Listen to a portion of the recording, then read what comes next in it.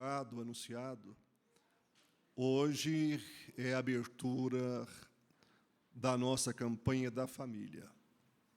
Tivemos uma manhã bem intensa em termos de tempo, né? A nossa reunião sempre, no dia de ceia, ela é maravilhosa, mas ela é um pouco extensa. Enfim, hoje, então, é a abertura da nossa campanha da família, que vai durar o mês todo. Obrigado por estar conosco. Mais uma vez, lembrando que o nosso tema é família, um lugar de vida, proteção e transformação. Baseado no Salmo 127, principalmente o verso 1. Se o Senhor não edificar a casa, o que acontece? Tudo é vão. É vão, tá? Irmão Walter e esposa são amigos, queridos, irmãos de fé, que nós nos relacionamos já há um bom tempo, temos tido o privilégio de tê-lo aqui conosco de vez em quando. Conhecido como o homem de Deus da área musical, mas também ele é um ministrante da palavra de Deus. Tá? Então, ele vai louvar o Senhor hoje também, e vai nos trazer a palavra de Deus. Desde já, gratidão, Walter, sempre à disposição. Muito obrigado. Eles congregam na igreja presbiteriana de Brasília, Asa Sul. Estou certo, tá? Tem água aqui.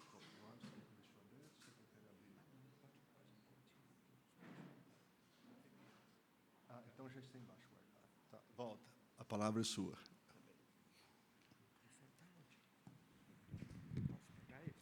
Sim, eu vou soltar o microfone aqui. Jovens, Thierry, por favor.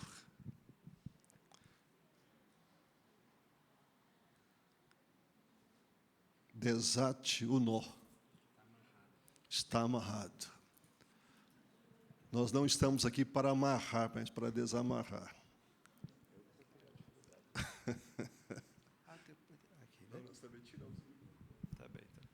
Amém.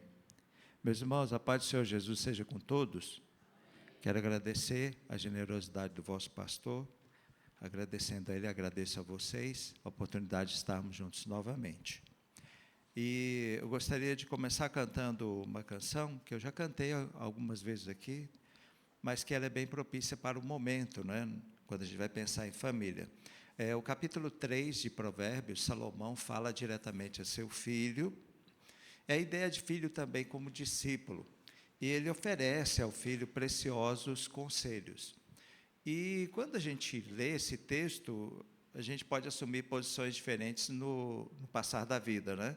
Quando você é muito jovem, você entende que está sendo dito a você cada uma daquelas palavras, porque você é filho. Quando você é pai, você se vê unido a Salomão para pronunciar aquelas mesmas palavras. Então, enfim, seja qual for a sua posição, que a gente possa receber essa palavra não como de Salomão para um filho, mas como de Deus para os seus filhos. Amém? Vamos cantar.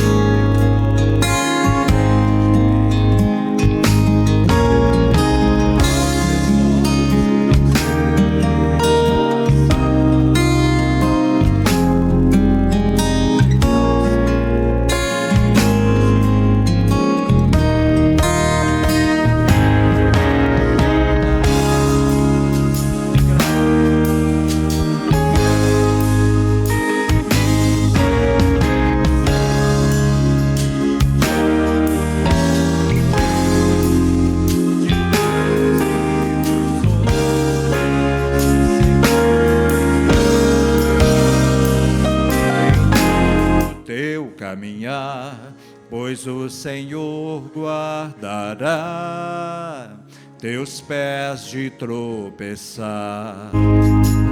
Amém? Filho meu, não te esqueças dos meus ensinos. Coração, guarde sempre o mandamento,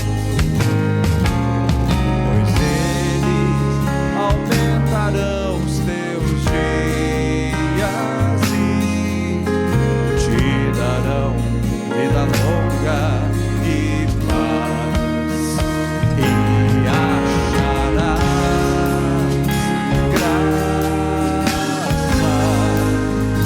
e proteção diante de Deus e dos homens. Seguro então serás em todo o teu caminhar, pois o Senhor guardará teus pés de tropeçar, e acharás graça e proteção diante de Deus e dos homens. Seguro então serás em todo o teu caminhar, pois o Senhor guardará teus pés de tropeçar.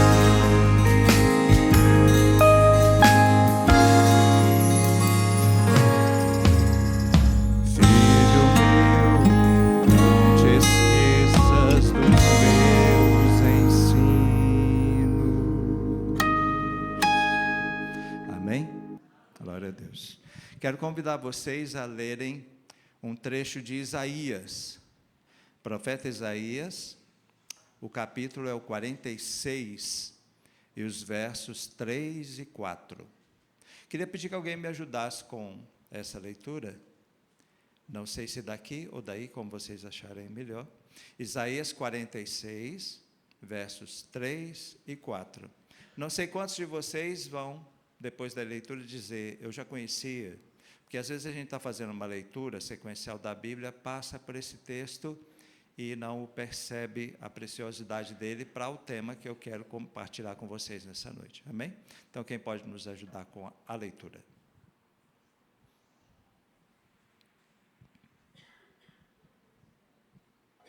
Talvez o pastor Paulo, que ele tem uma voz, né?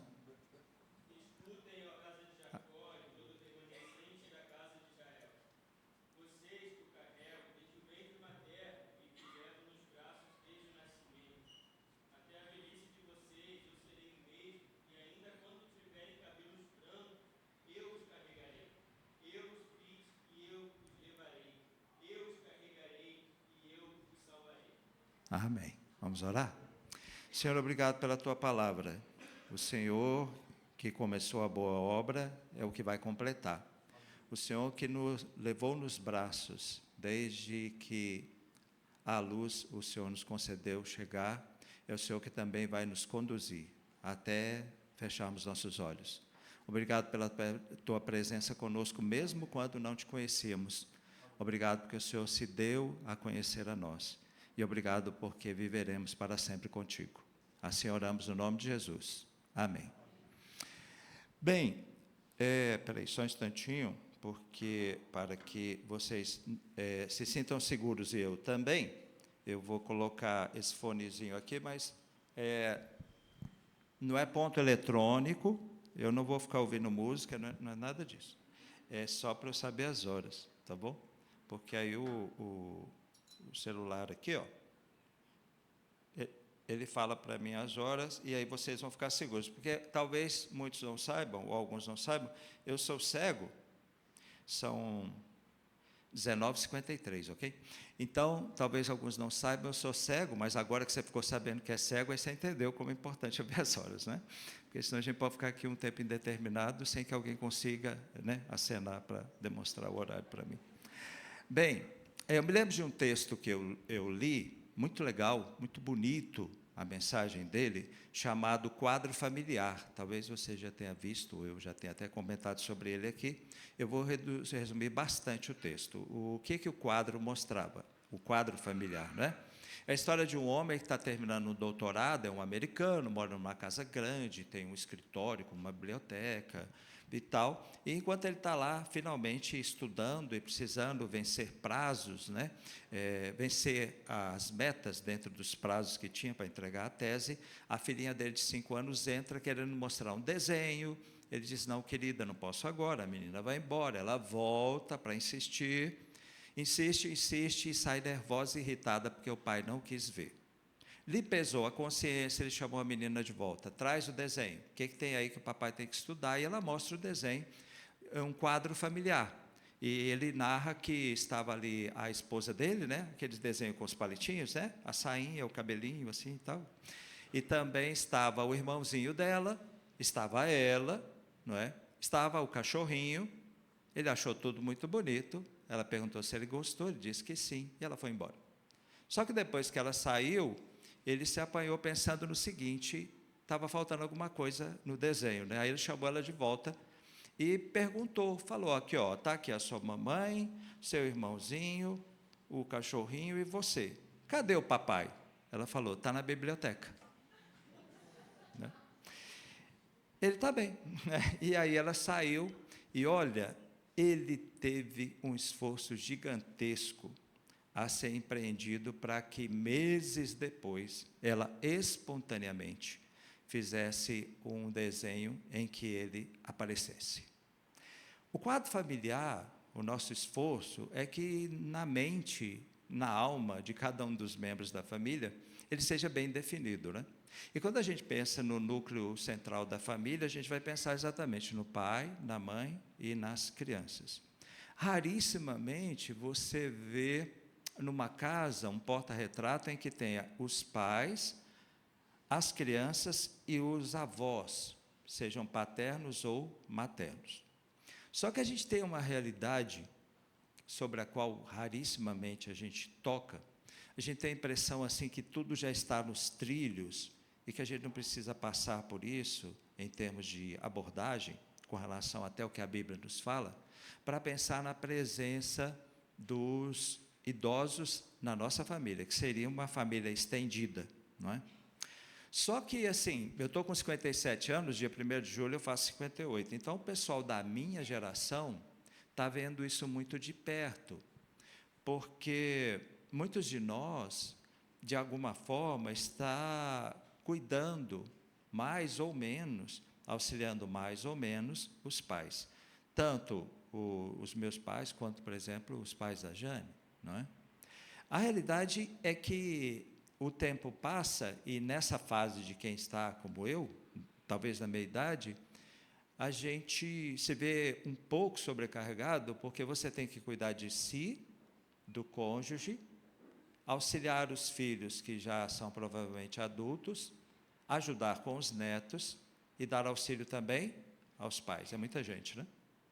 Não fosse a certeza de que o Senhor multiplica nossos humildes esforços, nós poderíamos nos deixar abater até física e emocionalmente em função das demandas. Mas o Senhor nos ajuda a tudo organizar e assim podemos prosseguir. Agora, o que acontece? Se a gente tem quem tem a disposição de cuidar, nós temos também a realidade de quem está efetivamente precisando de cuidados. E há um elemento que às vezes torna tudo muito complicado, tanto por parte de quem cuida, quanto de quem precisa de cuidado. Esse elemento se chama orgulho. E eu vou procurar mostrar para vocês por quê. Com o objetivo que o Senhor nos guarde dele. Porque essa presença do orgulho, muitas vezes o inimigo atua, o mundo atua, e a nossa natureza, o velho homem, também acha oportunidade. Para quê? Para que boas intenções não cheguem ao resultado que desejam, exatamente porque o orgulho atua sutilmente. A gente pensa estar querendo fazer o bem, quando na realidade há algo sombrio que vem transformar os nossos esforços em algo que podem efetivamente não glorificar a Deus. Mas antes disso, eu queria caminhar com vocês na seguinte direção. Vamos voltar a Gênesis. O que ocorre? Deus criou o homem e a mulher, e a narrativa bíblica em nenhum ponto fala que o homem e a mulher se queixaram de qualquer coisa no paraíso. Alguém diria, se eles se queixassem, não seria o paraíso. Tudo bem. Mas a verdade é que não há nenhum registro de queixa. Então eu pergunto a vocês, como que a serpente, Satanás, a antiga serpente, poderia tentá-los se eles não tinham queixa nenhuma? Não é? Porque na nossa realidade atual, o inimigo usa isso. Deus te ama, mas olha só, você precisa disso e daquilo, e Ele não te deu. Só que ali os dois tinham tudo o que precisavam. Tudo. Então, Satanás faz uma outra abordagem. Ele fala, vocês têm tudo, né? Ele imagina e aborda da seguinte forma: que tal ter tudo sem precisar receber de Deus? Porque vocês têm tudo dependendo dEle. Que tal acolherem ao que eu lhes apresento? Vocês serão como Deus, e ao serem como Deus, vocês terão a capacidade de oferecer a vocês mesmos tudo isso que hoje vocês dependem dele. E quem sabe vocês podem ter até mais do que ele oferece, não estaria ele de alguma forma ocultando?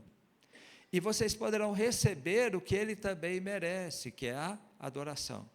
Essa proposta soou bem a Adão e Eva, e eles acolheram, e pensando que seriam iguais a Deus, que era a proposta do inimigo, mentirosa, aconteceu aquilo que de fato a verdade de Deus havia anunciado: chegou a morte. O coração deles não parou de bater, mas espiritualmente eles morreram, e desde aquele ponto, aquele momento, eles sabiam que o corpo físico também iria morrer.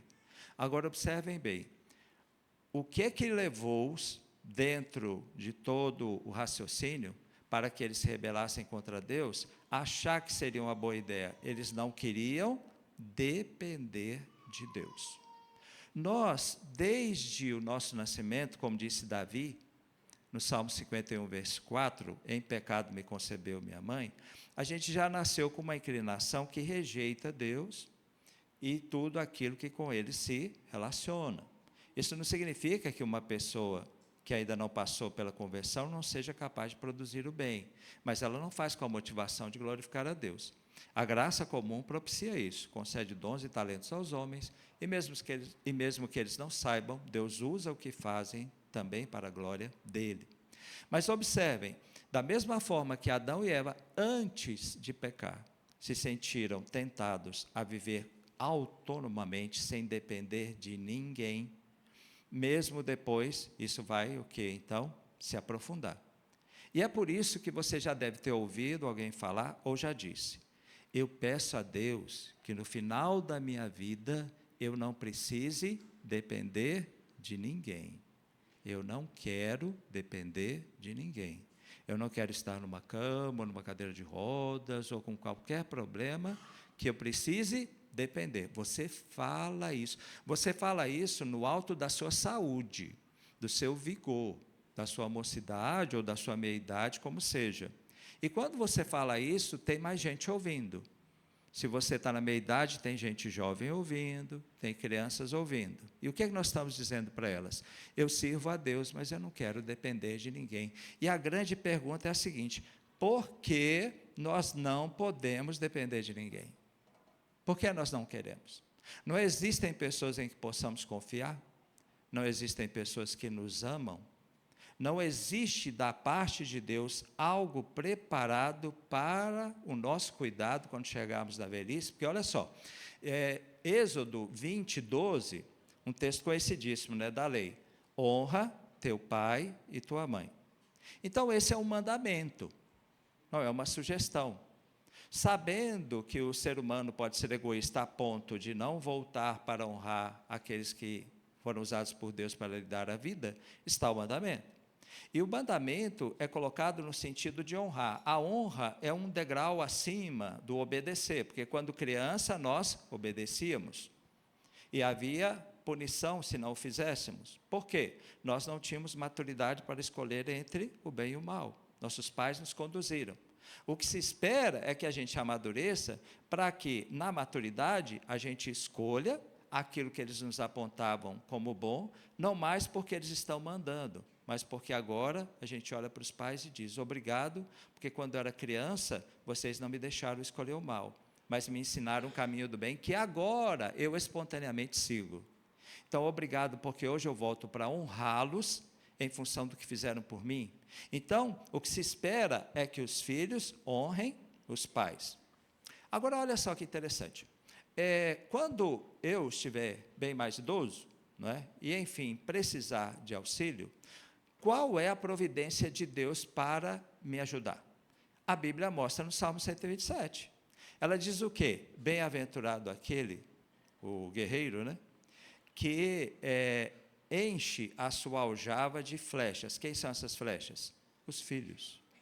Porque quando no futuro ele estiver mais fragilizado fisicamente, quando estiver no tribunal, diante de seus inimigos, ele não vai comparecer sozinho.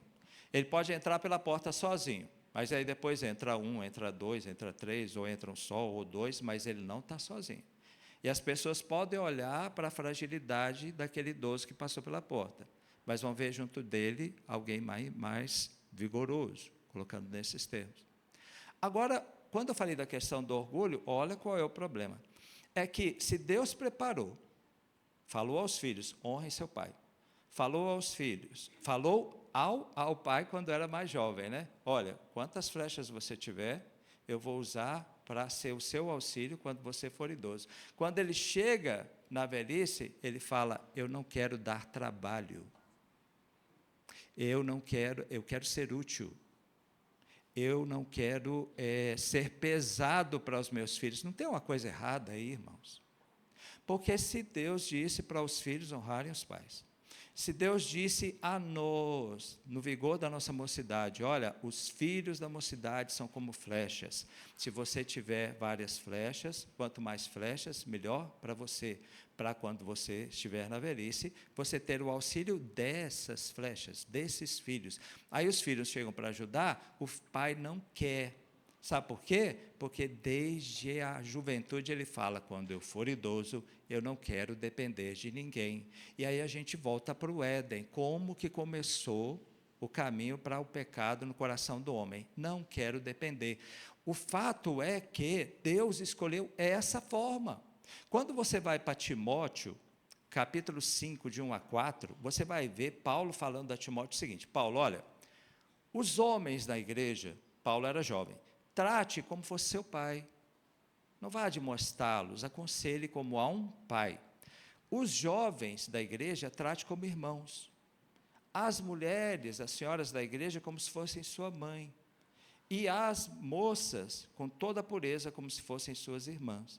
E diz mais: no caso das viúvas, a mulher que está só, vai dizer: acolha as viúvas, cuide das viúvas, mas aquelas que tiverem filhos ou netos, esses filhos ou netos devem honrá-las. E o texto diz: eles devem aprender a recompensar os pais. Você acredita que tem isso na Bíblia? Acredita? Então, aí veja, o texto está falando que é para os filhos recompensarem os pais pelo quê? O que os pais fizeram? Você sabe. Se você não sabe essa é a inteireza, procure ouvi-los. Você vai ouvir coisas que você vai ficar impressionado, que eles nunca disseram. Porque os pais, eles não ficam querendo reconhecimento. Eles não ficam ali: olha aqui a minha lista de benfeitorias, de obras, de gestos, de atitudes que eu fiz em favor de você. Eles não fazem isso. Na realidade, os pais já têm uma noção de que dificilmente os filhos vão voltar para agradecer, mas deveriam crer que isso vai acontecer, porque é um texto como esse: aprendam a recompensar os pais. Aí os filhos que leem esse texto falam: excelente, eu não tinha pensado nisso, eu estou tão ocupado estudando, trabalhando, cuidando disso e daquilo, eu quero sim recompensar meus pais. Aí ele chega para recompensar, eu falo: eu não aceito. Eu estava viajando, e quando eu cheguei lá para visitar meu filho, eu estava com uma bota, porque ele mora nos Estados Unidos, e lá, o lugar onde ele estava, inicialmente nevava. Então, eu comprei uma bota para o pé não molhar, né, e congelar. Só que essa bota tinha 10 anos. E aí eu estava andando no supermercado, o solado da bota soltou, completamente, né? Fiquei com ele na mão, assim. Tá. Aí nós saímos lá fora, eu joguei o solado fora, eu falei, ô Vitor, bora aí eu queria mesmo, vamos aí numa loja que vende calçado, para eu comprar outra bota dessa aqui, porque eu gostei, 10 anos, né? Aí eu fui lá, achamos a bota. Aí a Jane virou para mim e falou, ó, você precisa de um tênis, só a bota não dá, né?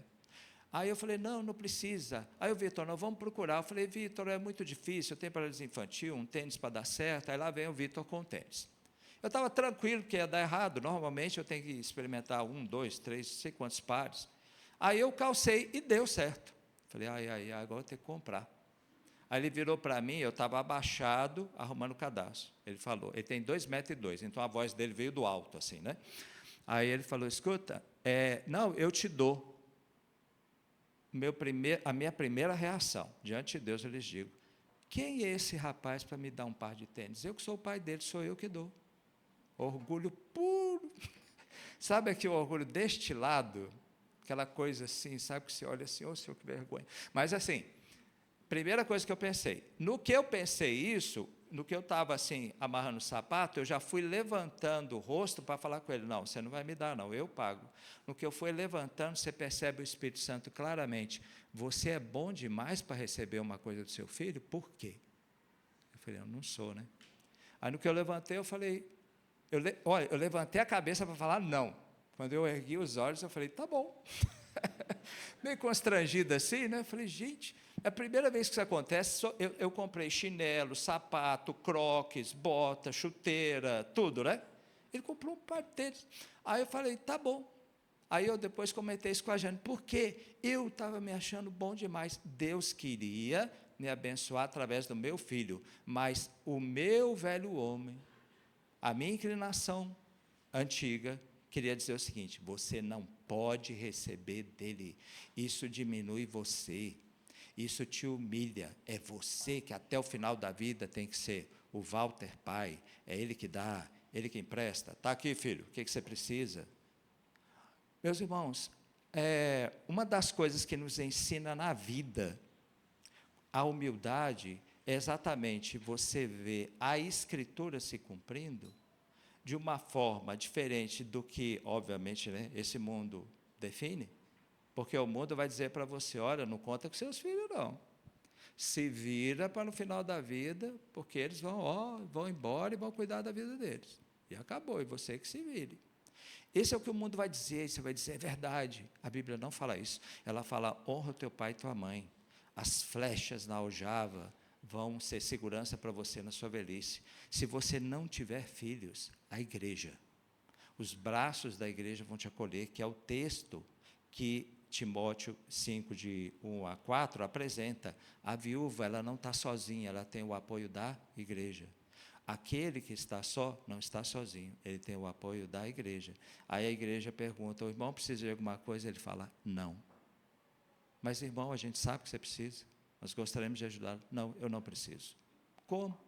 Portanto, irmãos, nós precisamos nos preparar para a realidade que, se tivermos a bênção da longevidade, um dia Deus já tem um plano para nos ajudar. Tudo bem que você é funcionário público, você vai ter uma pensão, você tem aposentadoria, mas assim, Jeremias, quando se diz, maldito é o homem que confia no homem, está falando de quê? Não está falando que nós temos que desconfiar de todo mundo, que a gente não pode confiar nos irmãos, nas lideranças. Podemos.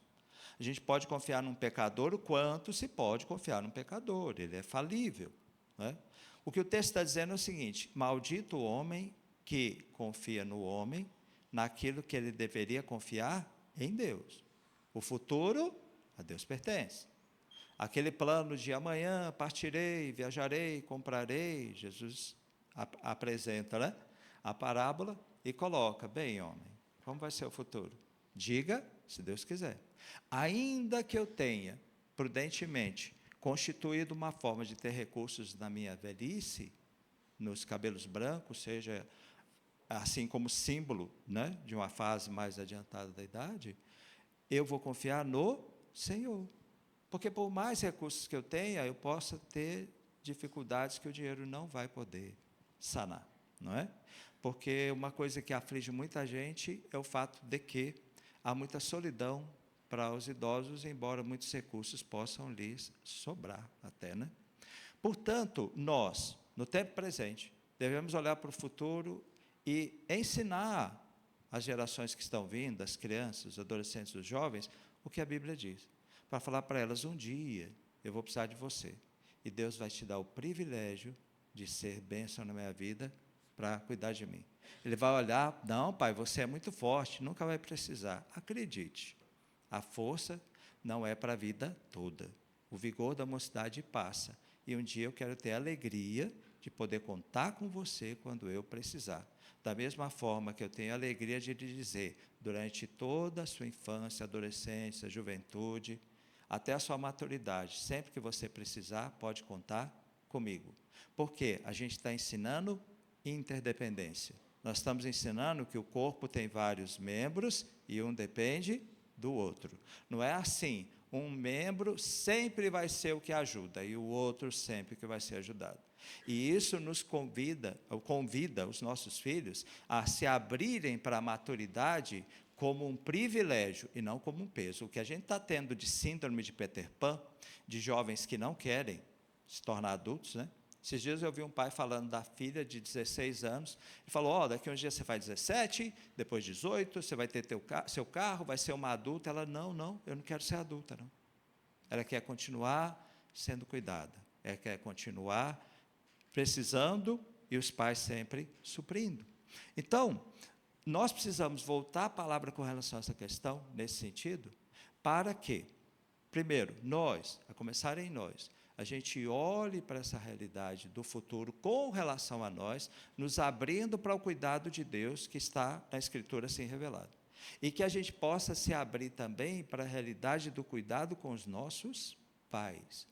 Que nós sejamos o povo, como igreja, que seja conhecido pelo cuidado que oferece aos seus idosos, mas com amor, não como um peso. Não aquela situação horrível dos irmãos que ficam jogando os pais de um lado para o outro, né? Não, eu não vou ficar, você não vai ficar, eu não vou ficar. Que eles disputem quem vai cuidar mais. Porque é isso que Deus espera de nós. E você fala: mas eu tenho outros planos, eu estou numa fase da minha vida que eu tenho... Porque tem isso, o povo da minha idade tem uma ideia que eles vão acordar, eles vão dormir no domingo com 60 anos e vão acordar na segunda com 80, né? Então vai estar passando, está passando. Não está passando assim, não. Está passando, mas importa que passe da forma que Deus se agrada, de modo que você possa viver o tempo dos seus pais, porque uma coisa triste, irmãos, triste, como eu disse, né, já estou com 57, é você ver pessoas que os pais já partiram, e agora eles vão na casa da mãe, e depois falam: pois é, fui na casa da minha mãe, rapaz, vi tanta coisa que eu podia ter arrumado, tanta coisa que ela precisava que eu podia ter dado. Eu falei para vocês que tem dois lados, porque um lado é o dos filhos que não se despertam para o cuidado, mas tem o outro lado, dos idosos, que não se abrem para receber. Então é a mãe que oculta os problemas, e é uma coisa terrível, irmão. Sabe por quê? Porque tem aquela senhora que mora numa casa, talvez você já tenha visto isso, em apartamento às vezes é mais difícil, mas quando mora numa rua com residências, né? Então você sabe que tem aquela senhorinha idosa ali, no sábado ou no domingo, para um carro novinho lá na porta, desce um casal jovem, às vezes crianças, né? E depois vai embora. Depois que eles vão embora, às vezes no dia seguinte ou no outro, você vê aquela senhora pedindo ajuda para arrumar uma coisa na casa dela, pedindo ajuda para fazer compra, porque está difícil para ela pegar as coisas nas partes mais altas do mercado, pedindo ajuda. Aí você fala: mas eles? A gente tende a julgá-los e falar: por que eles não ajudam? Muitas vezes ela consegue à perfeição esconder. Ela esconde. Quando eles chegam, está tudo perfeito. Quando eles saem. Então, nós precisamos conscientizar também os idosos, no sentido que eles se abram para receber, para que eles abençoem os seus filhos nisso, porque, irmãos, as crianças, juniores, principalmente, eles aprendem com o que vem. Você pode falar o tanto que você quiser, mas se eles não virem você cuidando dos seus pais, eles vão achar que quando você for idoso, você não precisa de cuidado. Porque a explicação é simples. Os meus avós, eles são uma espécie de super-homens, né? Eles não precisam de ajuda. Tem avós aí que precisam, os meus não, porque meu pai não faz nada disso. Seria mais ou menos assim, o meu amigo, os pais dele ajudam os avós, mas os meus não precisam. Por quê? Porque a nossa família ela é diferente, ela é mais forte, ela é mais vigorosa, ela não adoece, ela não tem acidentes, ela não tem problemas. Isso não é verdade. Eles vão aprender vendo. Se eles verem que você faz isso, que você cuida dos seus pais, com isso você está ensinando a eles o cuidado, de modo que você não vai nem precisar falar, para eles vai ser natural. Eu me lembro de um senhor idoso, que ele foi lá na igreja, ele falou uma coisa muito interessante. Ele falou, quando eu era criança, ele falou o seguinte, eu nunca comi peito de frango.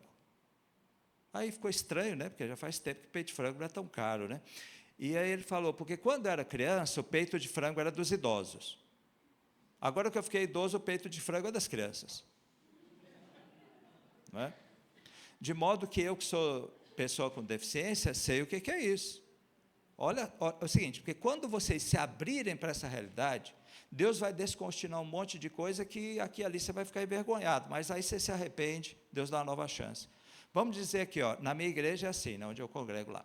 Aí você fala, irmãos, nós vamos ter um almoço lá no salão social, então assim que nós terminarmos aqui, você pode se dirigir para lá. O que acontece, irmãos? Lá na igreja que eu congrego tem uma turma de 80 anos, forte, já tem uns valorosos lá de 90, né? Então, quando, assim, é como se o pastor terminasse e apitasse, né, para o povo ir, os adolescentes disparam, as crianças com as mães, né? Tem aqueles jovens que, para pegá-lo no lugar na fila, ele pega a primeira criança que ele acha pelo caminho e chega com ela no braço, sabe? Quando, finalmente, o idoso consegue se movimentar para lá e chega na porta, está tudo ocupado. Ninguém levanta, ninguém. O idoso, você pode pegar um idoso e fazer esse teste. Ele pode desfilar por todo o salão, todo mundo cumprimenta, fala, seu José! E ninguém levanta. E o que o seu José faz? Vai embora. Aí a gente fala, pois é, as pessoas ficam idosas, não querem mais participar. Irmão, eles não conseguem, porque nós fomos, né, em desabalar da carreira para lá. Eu que sou cego, até eu chegar lá, meu filho. Aí, normalmente, é assim, tem uma mesa com 12 pessoas, eles, Walter, arruma um lugar para você, e para a Jane. Para a Jane não tem. Eu falei, meu amigo, você vai me ajudar? Não. Aí chama a Jane, mas não tem lugar para ela, aí eu vou embora para casa. Entendeu? Então, vocês vão perceber, essa é uma realidade silenciosa, porque os idosos tendem a não ficar reclamando. Para nós, eles reclamam entre si, né? Eles acabam indo para casa, ou nem vindo. Então, nós precisamos que o Senhor nos conceda a bênção de ver corações sendo quebrantados, aqueles que servem e aqueles que esperam ser servidos. E eu vou além para terminar. Você já ouviu falar em mãe de oração? Mãe de oração. Paulo, no capítulo 16, verso 13 de Romanos, ele fala, saldo a Rufo e a sua mãe, que tem sido como uma mãe para mim. Você já imaginou isso? Paulo virar para você e falar, você é como uma mãe para mim. Olha o privilégio, gente. Só que a gente foi meio deixando isso, né? As mais jovens acham que as mais velhas não têm muito a ensinar, a tecnologia avançou muito, será? O que está escrito em Tito 2 não é isso. Fala que as mulheres mais idosas, mas fala, eu não sou idosa, depende, se tem uma moça de 20 e você tem 30, você é mais idosa que ela, 10 anos. Não é? Você tem coisas que pode ensinar a ela, mas ela precisa querer aprender. Mas o mundo conseguiu criar uma barreira. Então é assim, eu sou jovem, eu sei tudo, eu tenho internet, sabe? E a pessoa, 10 anos mais velha, eu já não sei se ela sabe tudo que eu sei, o que ela poderá me ensinar, que o GPT, o Gemini, o Claude, não vai falar primeiro. Mas a realidade é que há uma sabedoria para além da inteligência artificial. É a sabedoria do alto, acredite. E, portanto, nós olhamos para as mães, às vezes, com uma cobrança do quê? Do que o mundo cobra, a estética. Sempre temos que falar para a mãe, você está linda, não tem nenhum problema. Mas a Bíblia fala de a mulher se adornar com boas obras.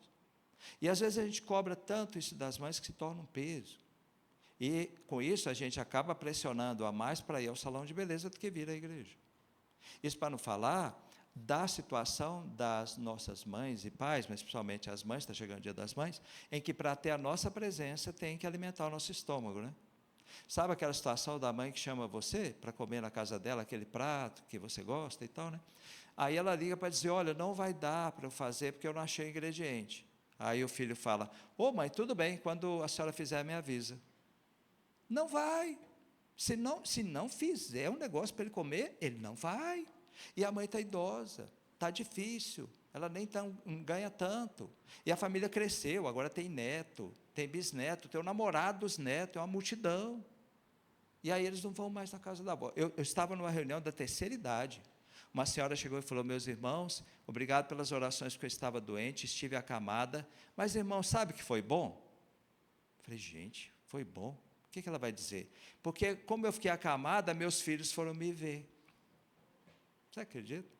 E aí você acaba criando uma situação de idosos que caminham para a enfermidade, porque na enfermidade eles são acolhidos. E quando eles estão saudáveis, as pessoas não aparecem lá. Então, nós precisamos despertar para essa realidade em torno de nós. A relação com as pessoas mais velhas e como nós vamos agir quando o Senhor nos abençoar com a bênção da longevidade e formos mais velhos. De modo assim que a igreja consiga enxergar esse grupo com muito amor e carinho e se sacrificar por amor em favor deles. Vai ser difícil às vezes. Você vai deixar de sair ou fazer isso para estar sendo cuidadoso com os seus pais. Você acha que vale a pena? Eu pergunto, se você fosse o idoso, o que você diria para o seu filho? Filho, não faça nada por mim, não. Não vale a pena, será? Eu diria, faça, porque Deus deseja isso para a sua vida. E de um modo sobrenatural, Ele vai atuar muito no seu viver, através do cuidado que você vai me oferecer, e eu estou pronto para receber. Tem muita coisa, irmãos, que a gente não entende na palavra de Deus. É mistério. Sabe por quê? Porque em Atos 20, Jesus ensinou, palavras de Paulo, como Jesus ensinou, é melhor dar que receber. Irmãos, onde no mundo isso é verdade? No mundo não, mas no céu é. E no céu que veio habitar em nós, é. E foi assim que Jesus viveu. Ele se deu por nós. Ele ama a igreja e por ela se sacrifica. Que o Senhor nos conceda pensar nisso, porque dentro do tema de vocês está a família como proteção. E também um lugar de vida. Vida para todos. Ainda que o quadro familiar apareça só o núcleo central, nenhum problema nisso. Que a presença dos idosos na sua casa e a sua presença na deles demonstre ao mundo que eles são acolhidos, que nós não somos como aqueles que abandonam os seus idosos.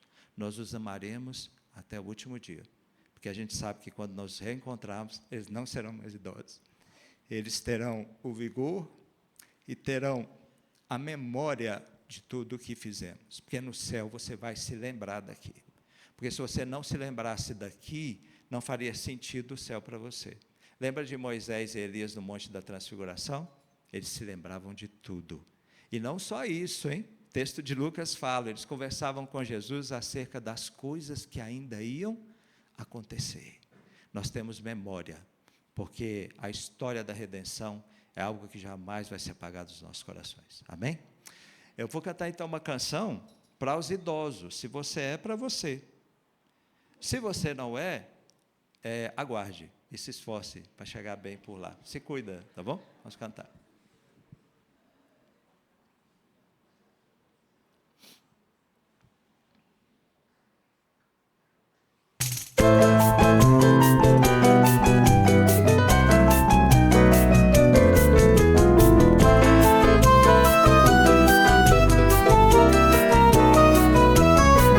Ser idoso é ter muito para contar dos muitos anos que Deus já lhe deu. Ser idoso é bem mais que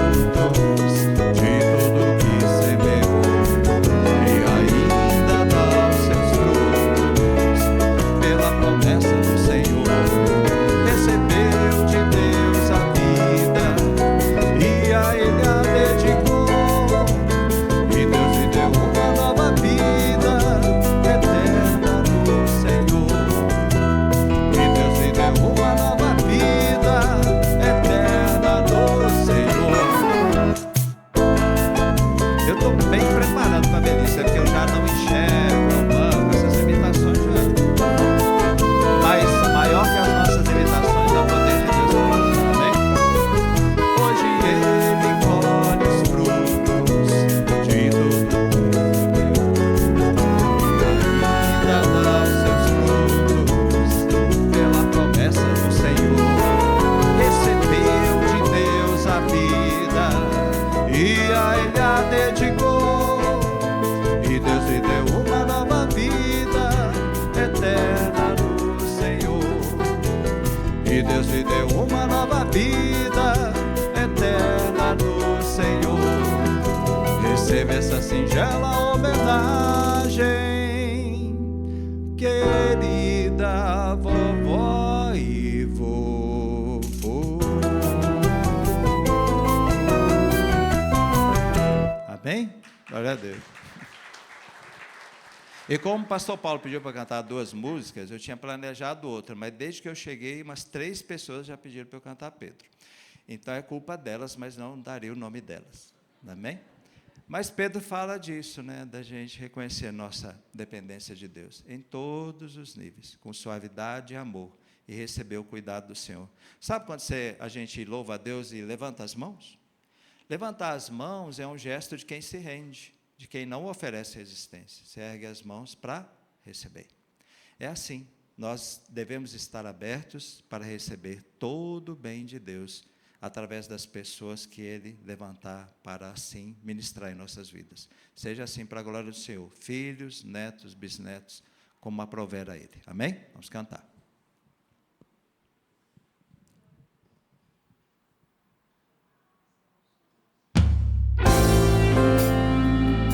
Já cantei várias vezes aqui essa canção, talvez você se lembre de um trecho. Vamos cantar.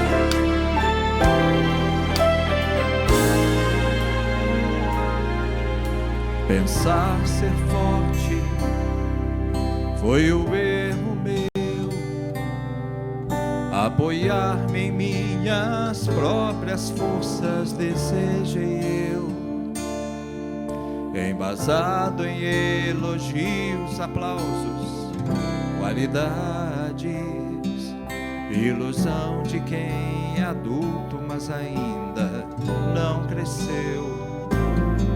Se eu me visse como pó que sou, fácil seria. O mestre juntaria a sua saliva e o milagre então de milhares que eu veria através de mim se realizaria. Mas penso ser rocha ao fim, sou tropeço.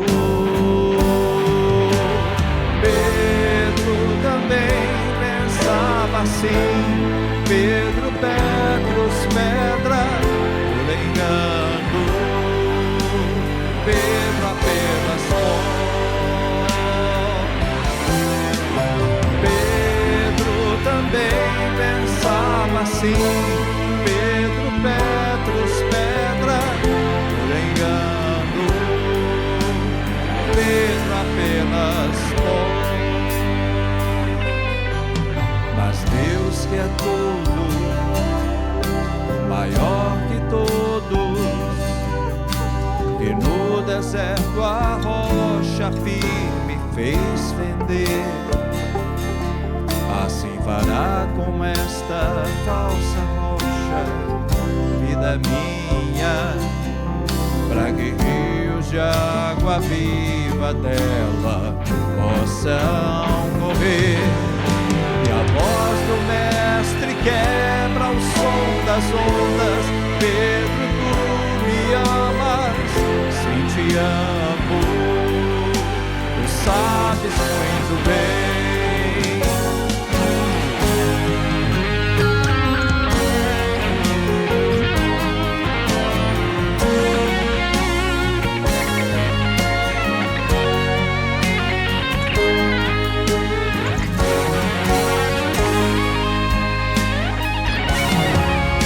E a voz do mestre quebra o som das ondas, Pedro, tu me amas, sim te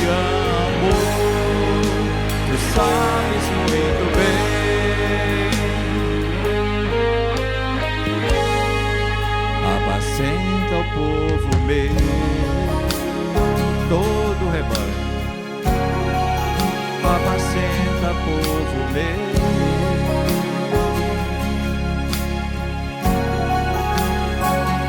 Povo meu. Amém?